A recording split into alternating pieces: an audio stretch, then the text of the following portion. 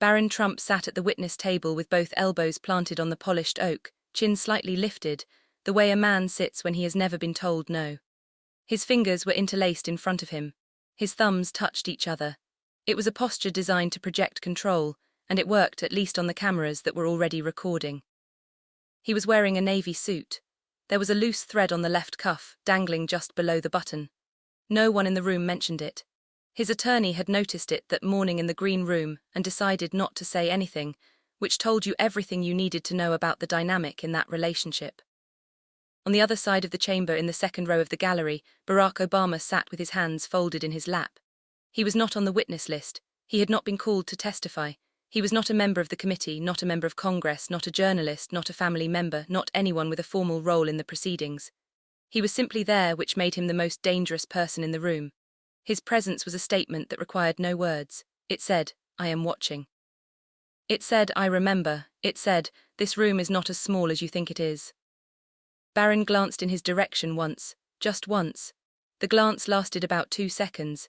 He looked back at the committee table and smiled, and the smile said, "I see you, but it doesn't matter. You're not running this room. No one is running this room except me." The chairman called the room to order. The gavel came down once, twice. The chatter that had filled the chamber for the previous 4 minutes died in increments, like a fire losing oxygen. 22 seconds of silence followed, not because anyone was confused, not because there was hesitation, because Baron was about to say something and everyone in that chamber knew it, and the silence was the held breath before the fall. The fluorescent lights hummed. The air conditioning clicked twice, a faint mechanical stutter. A camera operator near the back shifted his weight and the chair creaked once under him. Baron looked at the chairman looked at his papers. And in that 22-second gap the room made a silent calculation. This was going to be one of those afternoons. But to understand how he ended up staring at the table 17 minutes later without a single word left in his mouth, we have to go back 72 hours before that moment, to a hotel room in Washington where the plan was made. It started with a phone call. Baron picked up before the second ring. He was standing by the window in his suite at the Trump International Hotel, looking down at Pennsylvania Avenue, watching the cars move in the late afternoon light. The call had been expected. The information had been delivered in stages over the previous 2 days, each piece of news arriving like a weather report from a storm he could not see. "What's the play?" he said. "The chairman wants to ask about the real estate portfolio. That's the public angle. He thinks it makes good optics, shows he's not just going after the family for political reasons. But he's going to open with the Mar-a-Lago thing, the classified documents, the photo op with the boxes, standard stuff." "Standard stuff I can handle." "There's something else." The attorney's voice dropped half a register, which was how he signaled that what came next was going to be harder. "Obama's going to be in the gallery, sitting in. He's not testifying, he's not a witness, but he's going to be there." Baron was quiet for a moment. He watched a black SUV turn the corner onto 15th Street. "Why?" "Best guess, he's making a point, showing up, reminding people he still exists. Reminding them that the last time those two faces were in the same room in a formal setting, it was 8 years ago, and one of them was the president, and he won."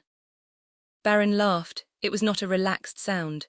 It was the sound of a man who had decided that the word *1 needed to be updated. "He won because people were tired of winning," Baron said. "Now they want something different. They want someone who actually fights. Someone who doesn't apologize for being who they are." "That's not what the polls..." "The polls don't run the country. I do, or I will." The attorney did not push it.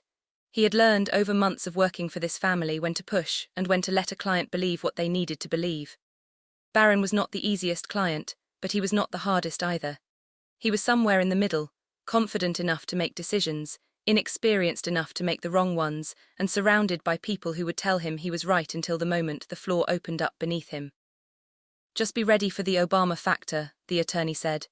"Don't engage with it, don't look at him, don't acknowledge him. If he's in that room, he's looking for a reaction. Don't give him one." "Trust me," Baron said. "IK. Now how to handle that." The call ended. Baron put his phone down on the desk. He looked at himself in the reflection of the window, a young man in a room full of glass, his image duplicated and stretched across the city skyline. He straightened his tie. He practiced the expression he would wear when he walked into the hearing room, calm, composed, certain. He did not practice the expression for after. The morning of the hearing, Barron arrived at the Rayburn building at 1:15 p.m., 45 minutes early. He walked through the basement entrance, away from the press pool that had gathered near the main entrance on Independence Avenue. The basement entrance was familiar territory. It was where members of Congress came and went when they did not want to be seen, when they needed to avoid the cameras, when the day was going to include something they would rather not answer questions about. But Barron was not a member of Congress. He was a witness, and he wanted the cameras to see him walk in. He wanted the photographs to show a man who had nothing to hide, a man who was there voluntarily, a man who was prepared and confident and ready to answer every question with the same unflinching clarity he brought to everything he did. So he changed his mind. He walked back up the stairs and out through the main entrance, into the grey February light, past the reporters who shouted his name and asked if he was nervous and whether he had anything to say about the classified documents. He did not answer, he smiled, he walked. Someone's phone captured him stepping out of the black SUV with tinted windows. The photograph would circulate within the hour. It showed a young man in a navy suit, standing on the steps of a federal building, chin slightly lifted, shoulders back, the confident posture of someone who had been told his whole life that he belonged wherever he was, and who believed it. He wore the navy suit, the loose thread was still there. Someone on his staff had noticed it that morning and decided not to mention it. That was its own kind of telling, the kind of detail that accumulates in the memory of a room, unnoticed at the time, damning in retrospect. The loose thread, the untucked shirt that no one corrected, the small signals that said, "We are here but we are not really here, we are performing." The hearing room had 47 seats in the gallery. By 1:30, 32 of them were full. By 1:50 every seat was taken, and the overflow crowd had moved to the hallway outside, where they stood in clusters and watched the feed on their phones. Reporters lined the walls in the section reserved for press, their pens moving across notebooks, their cameras mounted on tripods at precise intervals. Camera operators set up in the corners, adjusting angles, checking focus, making small talk with the committee's communications staff about the lighting, and whether the glare off the witness table would be a problem. The heat from the lights made the room feel smaller than it was. The air conditioning ran constantly, but could not keep up with the body heat of 47 seated people, the camera operators, the staff members standing against the walls, the attorneys moving in and out of the room with legal pads and coffee cups.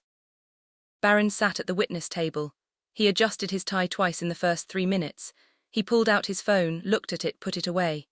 He pulled it out again, scrolled for about 10 seconds, put it away. He looked at the committee table, then at the gallery, then at the ceiling, then at his hands. At 1:58, Barack Obama walked in. He was wearing a charcoal suit, no tie, no fuss. The suit was well tailored but not ostentatious, the kind of suit a man wears when he does not need to announce himself. He nodded to a few people on his way to the second row of the gallery. A former colleague, a journalist he recognized, a staffer who had worked in the White House during his administration and who was now working for the committee. He moved through the room like someone who had been in rooms like this many times before, which he had. He sat down in the second row near the center aisle. He folded his hands in his lap. He looked straight ahead, not at Barron, not at the committee, at nothing in particular. The way a man looks when he has already seen the movie and is just waiting for it to end, not because he is bored, but because he knows exactly how it will play out and is curious to see if the ending has changed since the last time. Barron noticed. You could see the way he noticed, the slight shift in his posture, the way his jaw tightened just a fraction before he caught himself and forced it back to neutral.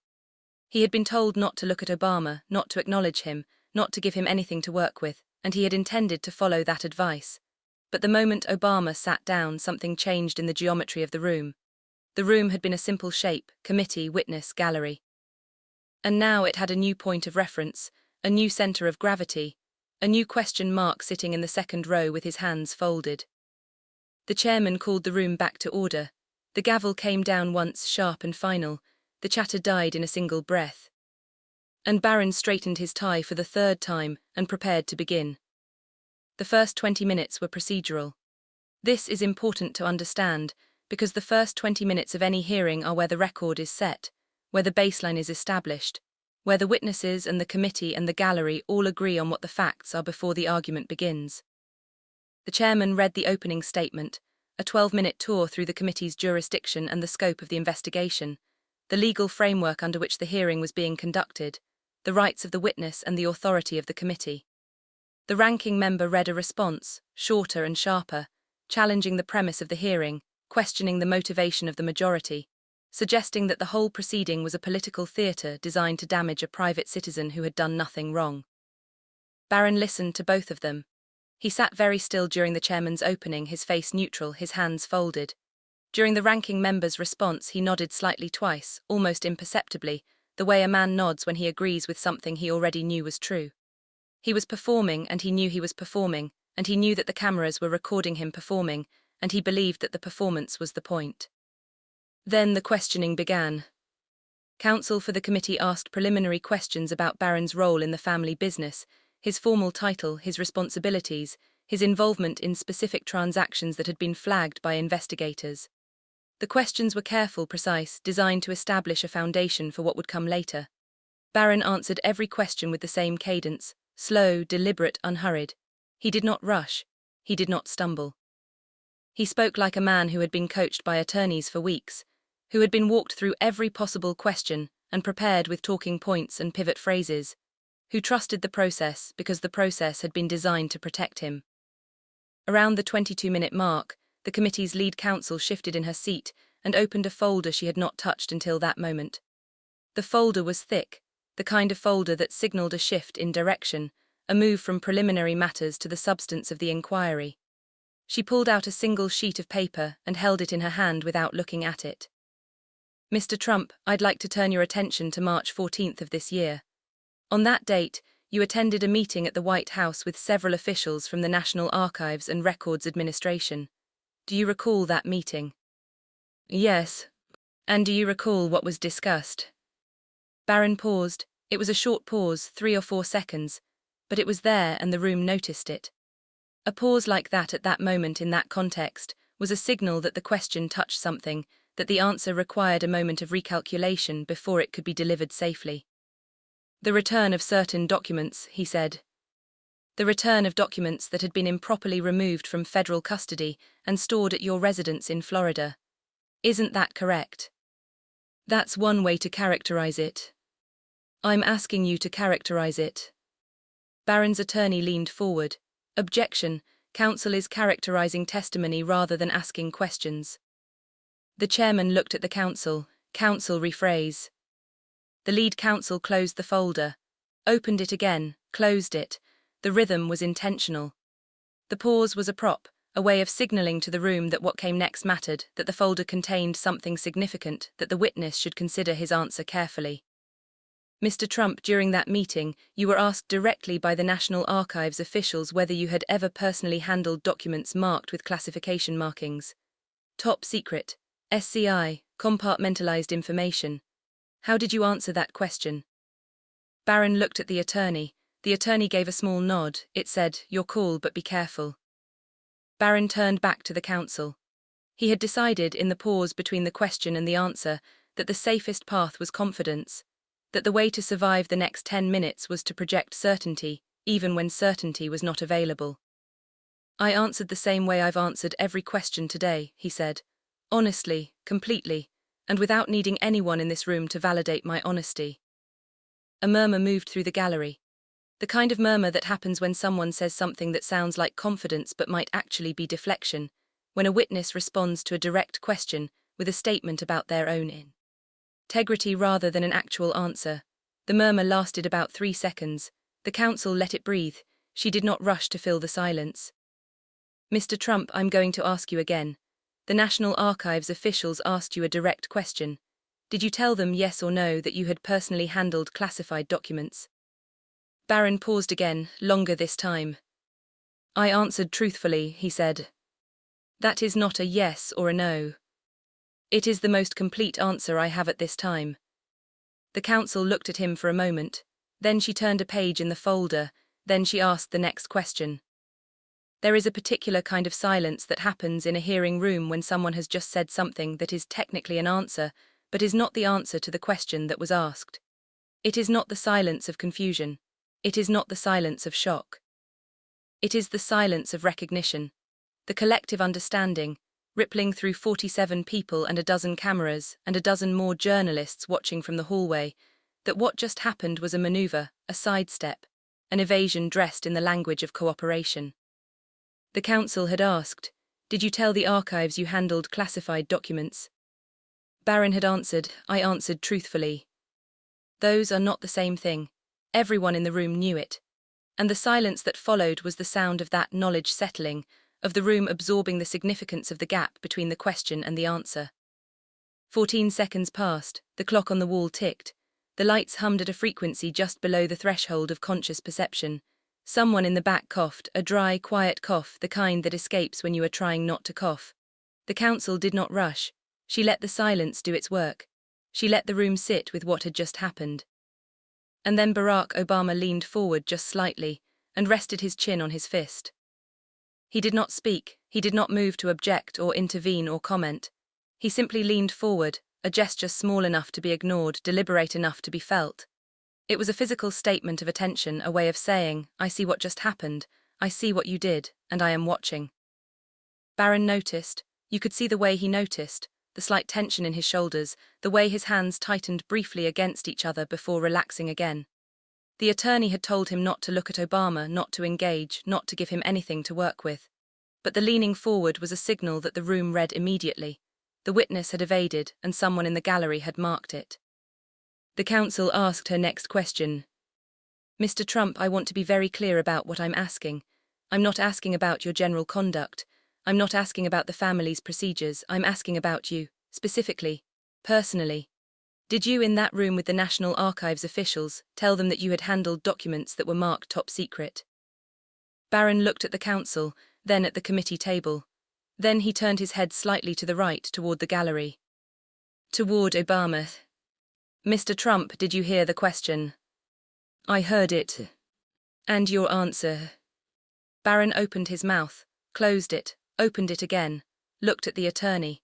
The attorney gave the same small nod, "Your call," but something in his face had changed.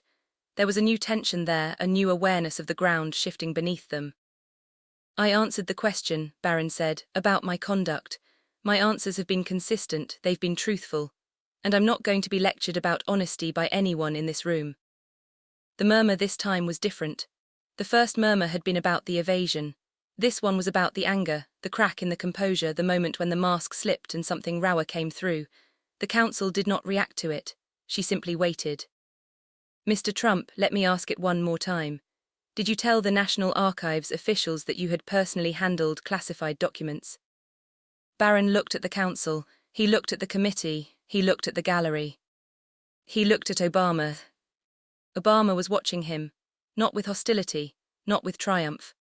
With something else entirely, the patient attention of a man who had seen this moment before, who had sat on the other side of a table like this and known that the only way through was the truth, and who had chosen the truth every time, and who had won every time because of it. Barron opened his mouth. Nothing came out. He closed it, opened it again, looked at the counsel. "I handled documents," he said.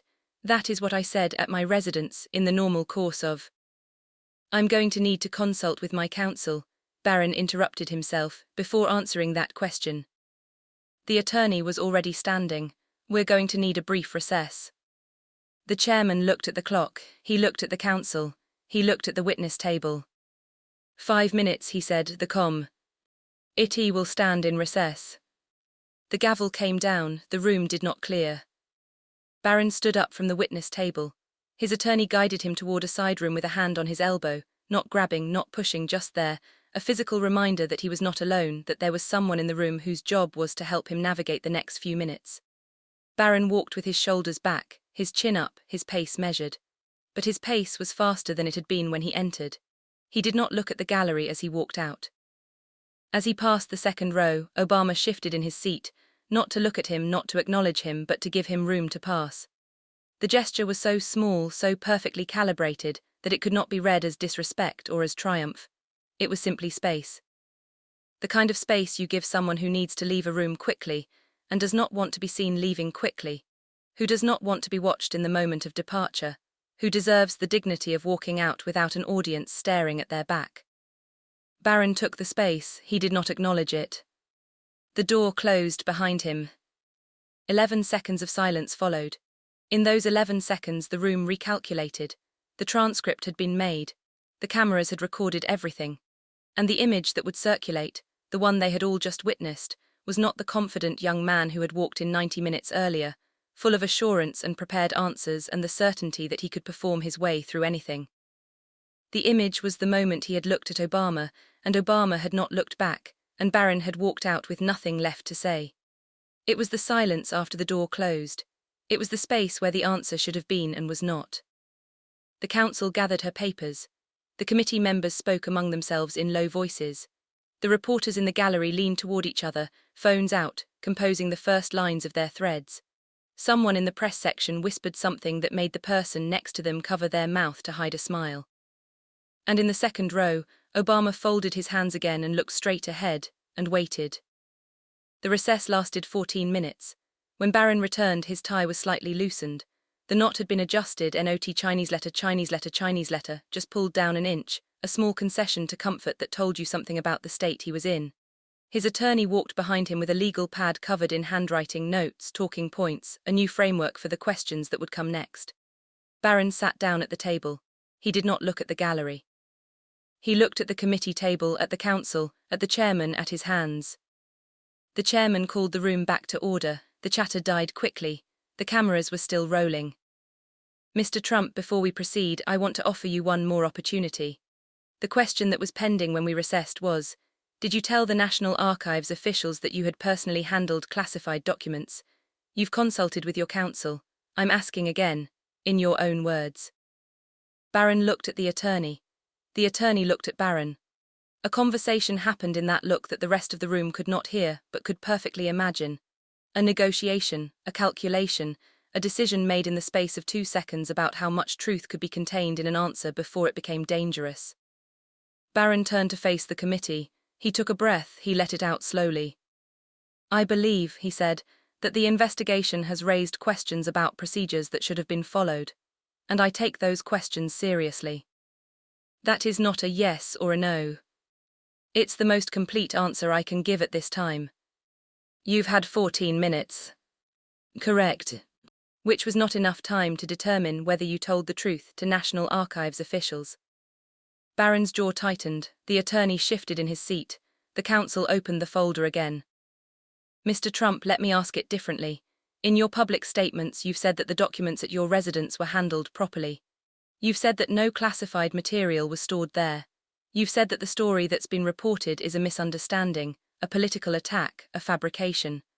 Are you standing by those statements? Barron looked at the council. He looked at the committee.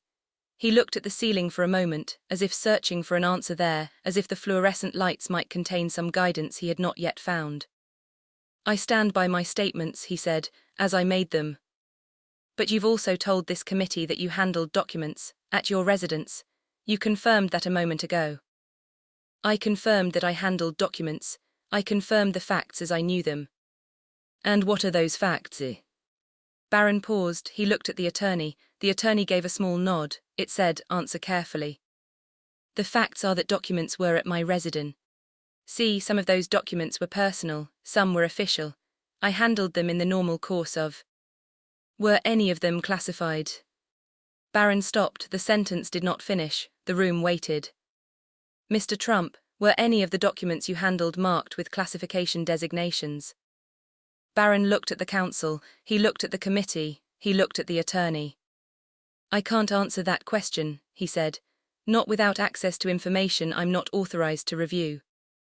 So you don't know whether the documents you handled were classified? I know what I've said, I've answered the questions I've been asked. But you're not answering this one. I'm telling you that I don't have the information to answer it accurately. The counsel turned a page in the folder. She did not look at it. She was looking at Barron and her eyes were steady, and her voice was calm, and there was nothing in her demeanor that suggested she was going to let this go. Mr. Trump, you are the person who lived in that house. You are the person who stored the documents there. You are the person who handled them. And you're telling this committee that you don't know whether they were classified. Barron's jaw was tight now.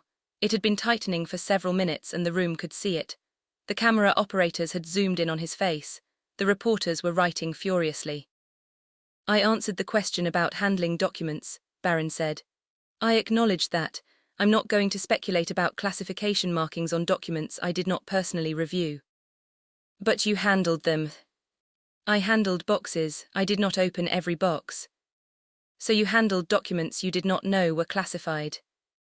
Objection. Barron's attorney was on his feet again, for the third time in an hour. The question assumes facts not in evidence. The witness has not confirmed that the documents in question were classified.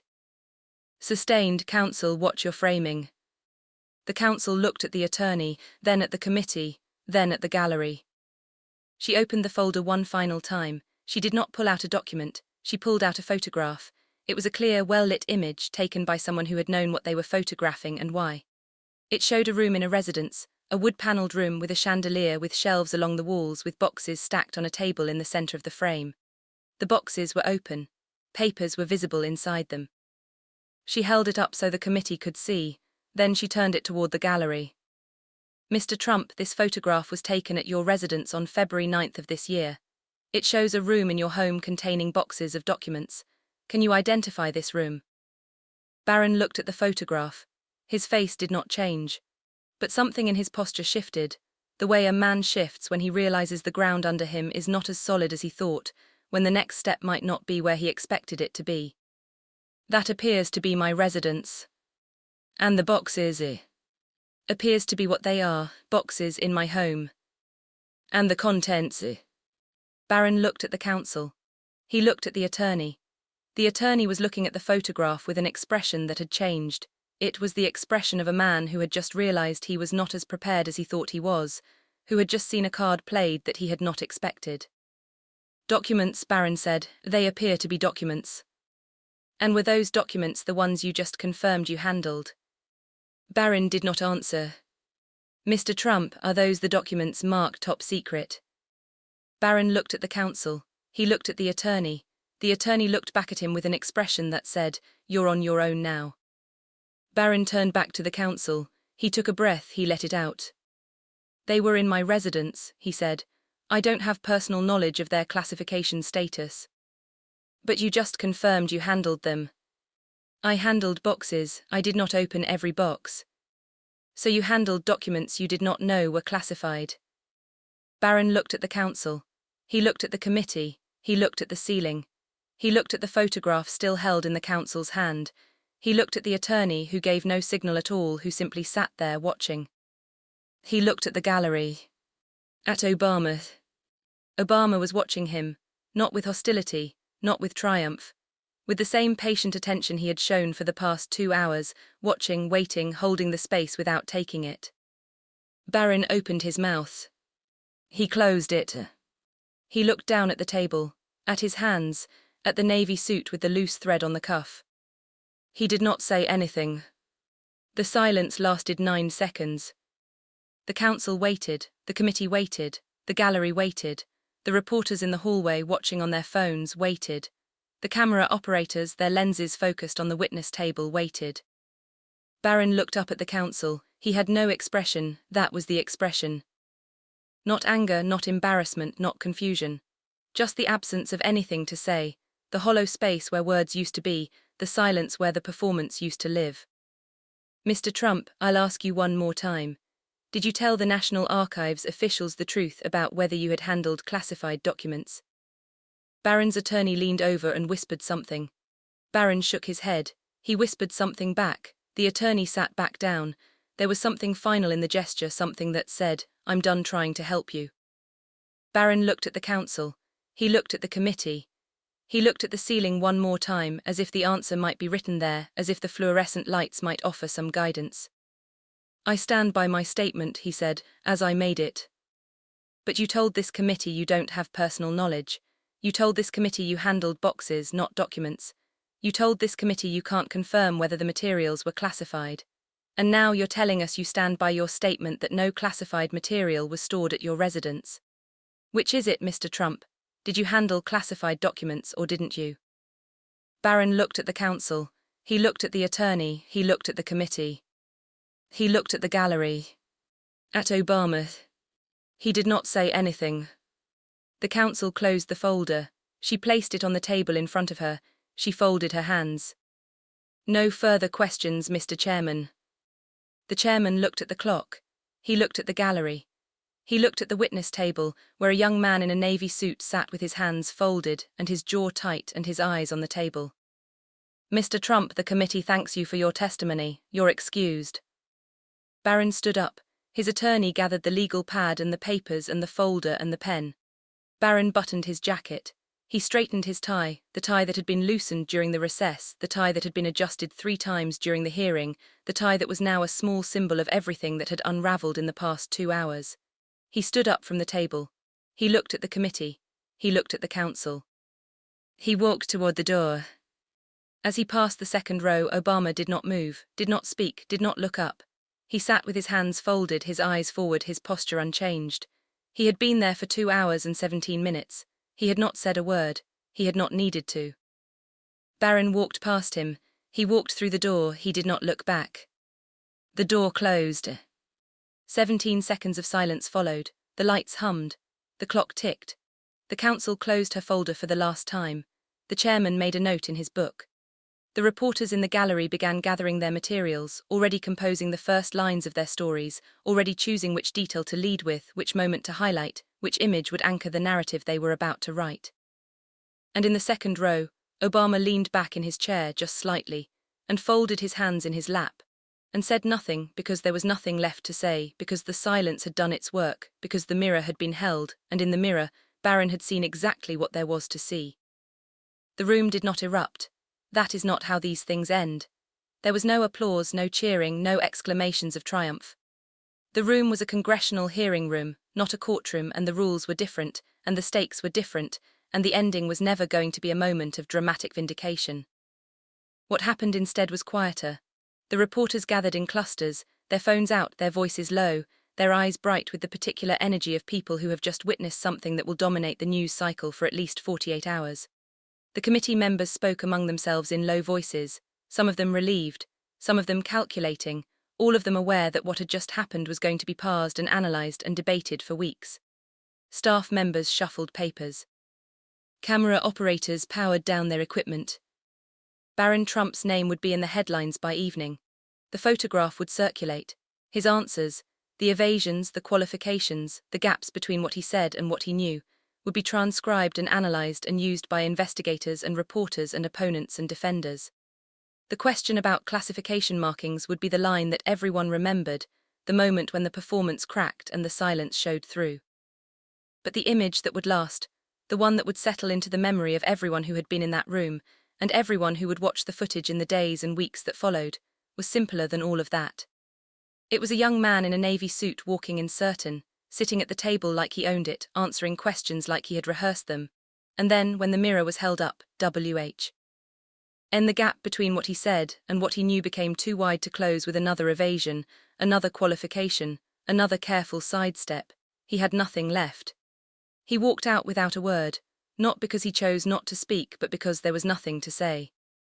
And Barack Obama sat exactly where he had been sitting for 2 hours and 17 minutes, with his hands folded, his eyes forward, his silence intact, his presence unchanged by the storm that had passed through the room. The mirror had been held without hands. And in that mirror Barron saw himself, certain, composed, untouchable, and then watched that image crack slowly under the weight of a question he could not answer and a silence he could not fill. He left without a word. Because there were no words left. The hearing room cleared slowly, like a theatre after the final act. Staff members stacked folders on the table where the counsel had sat. Reporters gathered their equipment, their notebooks, their phones. The janitor came in with a mop and a bucket and started working on the floors near the door where the cameras had been set up, moving around the cables and the stands with the practiced efficiency of someone who had cleaned this room many times before and would clean it many times again. Obama stood up from the second row. He straightened his jacket, a small, automatic gesture, the kind of adjustment a man makes when he is preparing to re-enter a world outside the room he has been sitting in. He nodded to a few people on his way to the exit, small acknowledgements, nothing more, a word to a former colleague, a brief hand clasp with a staffer he recognized, a nod to a journalist who had covered him for years and who was standing near the door with an expression that said, That was something. He walked out into the hallway. The lights were the same fluorescent white they had been all afternoon, harsh, unforgiving, designed for function rather than comfort. The hallway smelled like floor wax and recycled air and the faint residue of the crowd that had filled it for hours. The air was different here than it was in the hearing room. The hearing room had been charged, electric, full of the particular tension that comes from watching something consequential unfold in real time. The hallway was just a hallway. It was where the consequences became news, where the footage became footage, where the story became the story. He did not look back, he never does. The lesson is not complicated, it never is. Power does not come from volume. It does not come from confidence, or from the certainty that comes from never having been told no. It does not come from the performance of control, from the careful choreography of answers designed to say everything and commit to nothing. Power comes from stillness, from the willingness to wait in a room where the noise belongs to someone else, to hold the space without taking it, to let the silence do its work when the moment arrives. Baron Trump came in believing he could control the room because he had been told the room was his to control. He had the name. He had the suit. He had the attorneys and the talking points and the confidence that comes from decades of being surrounded by people who will tell you what you want to hear, who will adjust the narrative to fit the moment, who will never, ever suggest that you might be wrong. But when the question came, and the question always comes in one form or another in every room, at every table, in every moment when the gap between what you say and what you know becomes too wide to ignore, the only thing Baron had was deflection. And when deflection ran out, he had nothing. He had silence. He had the empty space where his answer should have been. Obama had something else. He had the patience to sit for 2 hours and say nothing. He had the discipline to hold the room's attention without asking for it, without performing, without needing the light to shine on him in order to feel significant. He had the restraint to let Baron see exactly where he stood without ever telling him where that was, to hold the mirror without commentary, to let the reflection do its own work. The mirror was held without hands. And in that mirror Baron saw himself, certain, composed, untouchable, and then watched that image crack slowly under the weight of a question he could not answer and a silence he could not break, under the weight of the truth that waits beneath every performance and eventually always rises to the surface. He left without a word. Because there were no words left. The hearing room was empty now except for the janitor and the lingering smell of the afternoon. The clock on the wall read 4:23 p.m., the lights hummed, the floor dried slowly from the mop. Somewhere in Washington, the first stories were being filed, the first photographs were being posted, the first analyses were being written. The photograph of Baron looking at Obama. The image of the loose thread on the navy cuff. The moment when the young man in the well-cut suit sat down at the witness table and opened his mouth and found nothing inside. Somewhere else in a different part of the city, Baron Trump was in a car, driving away, not speaking, not answering the questions that were being asked by the person in the passenger seat, not looking at the window, not doing anything at all except sitting with the silence that had followed him out of the hearing room and into the rest of his day. And in another car, in another direction, Obama was driving toward an evening he had not planned, thinking about nothing in particular, having already moved on. Because what had happened in that room was not the point of his day, and was not the point of his life, and was not, in the end, the point of anything except the story that would be told about it in the hours and days that followed. The story would grow. It would be shaped by the people who told it, by the cameras that recorded it, by the questions that were asked and not answered, by the silence that followed. But the silence was the thing, the silence was always the thing. The ones who win are the ones who are still standing when it arrives. The ones who win are the ones who know that the truth, spoken quietly in the right moment, holds more power than any performance, any deflection, any careful choreography of words designed to say everything and commit to nothing. The ones who win are the ones who sit and wait and let the silence do its work. And in that silence the answer reveals itself. And in that answer the room knows who was right all along. The janitor finished mopping the floor near the witness table. He moved to the door. He turned off the lights. The room went dark. And the silence remained, holding its shape in the empty air, waiting for the next story, the next performance, the next moment when someone would walk in believing they had already won, and would discover that the only victory is the one you earn by telling the truth. Even when it hurts. Especially when it hurts. That is the only victory that matters. That is the only one that lasts.